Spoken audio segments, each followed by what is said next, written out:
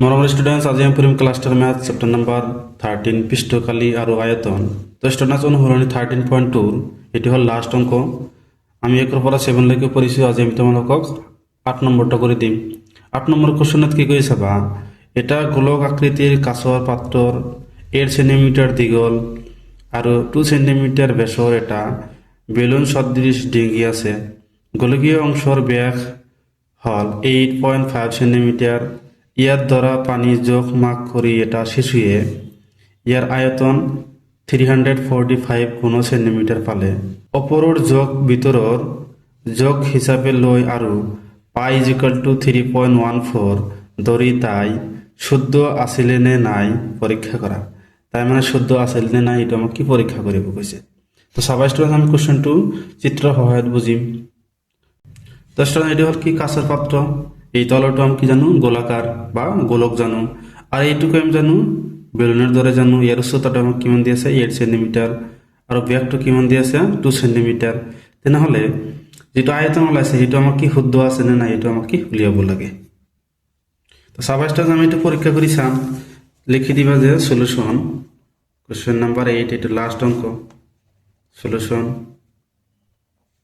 আমাকে কিমান দিয়েছে এই বেলুনের দরে আকৃতির বস্তুটার কি আমার ব্যাগ কিমান দিয়েছে 2 সেন্টিমিটার, ব্যাসার্ধ কিমান হবো 1 সেন্টিমিটার।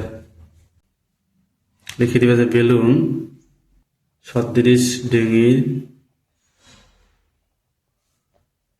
ব্যাগ কিমান দিয়েছে 2 সেন্টিমিটার, ব্যাসার্ধ কিমান হবো আর আমার কিমান দিয়েছে 2 আধা হবো মানে 1 সেন্টিমিটার হবো। ডিস্টেন্স কি লিখি দেবে থেকে বেলুন সদৃশের উচ্চতা কিমান হবো 8 সেন্টিমিটার। এটা আমাকে কিমান দিয়েছে 8 সেন্টিমিটার দিয়েছে। তারপরে স্টুডেন্টস গোলাকার পাত্রর ব্যাগ, এটার ব্যাগ কিমান দিয়েছে আমাক 8.5 সেন্টিমিটার। তাহলে ব্যাসার্ধ কিমান হবো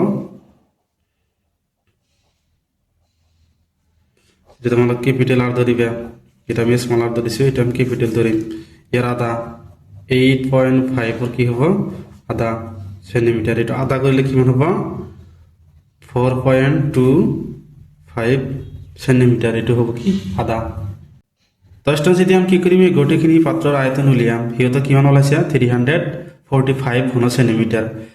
তেনেহলে আমি যদি এই পাত্রটোর আয়তন যদি আমি হেঁটেই ওলাও তাহলে শুদ্ধ হবো, আর যদি নলায় তাহলে কি ভুল হবো। তো সাবাই স্টুডেন্টস তোমালোকক আমি উলিয়াই দি আছো। লিখি দিবা যে এই কাঁচৰ পাত্ৰৰ আয়তন ইজিক্যাল টু কি লিখিবা এটা বেলুনেৰ ধৰে হয়, বেলুনেৰ আয়তন লিখিম আৰু এটুকু কি হয় গোলকৰ আয়তনটা লিখিম চাবা।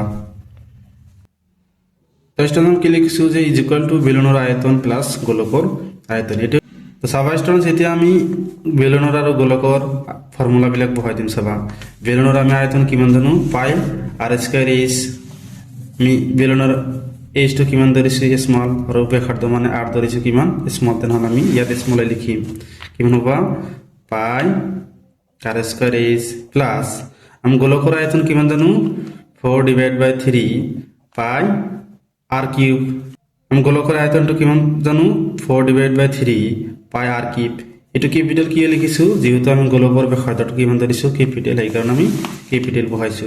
তো স্টুডেন্টস ইয়াৰ পৰা আমি পাইটো কমন ল'ব পাৰো। কমন লোৱা এটা কিমান থাকে স্মল আর স্কয়ার এইচ প্লাস 4/3 আর কিউব এটা থাকে আমার। এটা আমি মানবোৰ বহাই দিম চাবা। পাই মানে 3.14 ইন্টু আৰ মানে কিমান জানো আমি 1, ব্যাসাৰ্ধ কিমান জানো 1 বেলুনটোৰ 1 স্কয়ার ইন্টু এইচ মানে আমি কিমান জানো 8, এইচ মানে আমি কিমান জানো 8 সেন্টিমিটার প্লাস 4/3 ইন্টু আর মানে আমি কিমান জানো 4.25 কিউব আছে। আমি 3 বার লিখি দিম 4.25 ইন্টু 4.25 ইন্টু 4.25।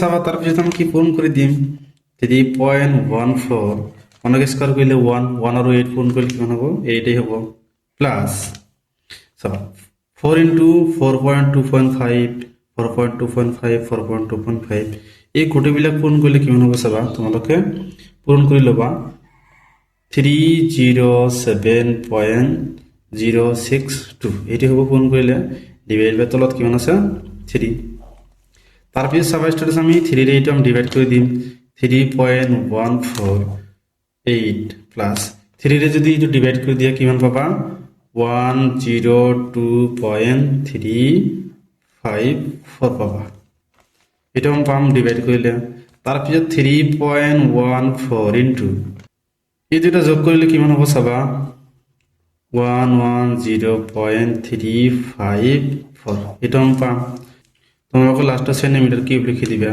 তাৰপিছত চাবা ষ্টুডেন্টস ইয়াৰ লগত এইটো পূৰণ কৰিলে কিমান হ'ব চাবা তোমালোকে পূৰণ কৰি লবা 346.51156 সেন্টিমিটার কিউব এইটো হ'ব তো ষ্টুডেন্টস আমি আনসার কিমান পাইছো 346.51 সেন্টিমিটার কিউব আৰু হিতে আনসাৰ কিমান ওলাইছে চাবা তো ষ্টুডেন্টস হিতে আনসাৰ কিমান ওলাইছে 345 কোন সেন্টিমিটাৰ তেনেহলে কি হিতৰ আনসাৰটো কি ভুল আছে আমাৰ আনসাৰটো কি হ'ব শুদ্ধ তেনেহলে আমি কি ক'ব পাৰো যে তাই শুদ্ধ আছে নে নাই আমি কি ক'ব পাৰো তাই শুদ্ধ নাই ভুল আছে আমি পৰীক্ষা কৰি চাইছো তেনেহলে আমি লিখি দিম যে এতে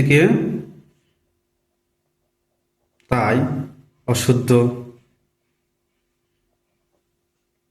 শুদ্ধ উত্তৰটো হ'ব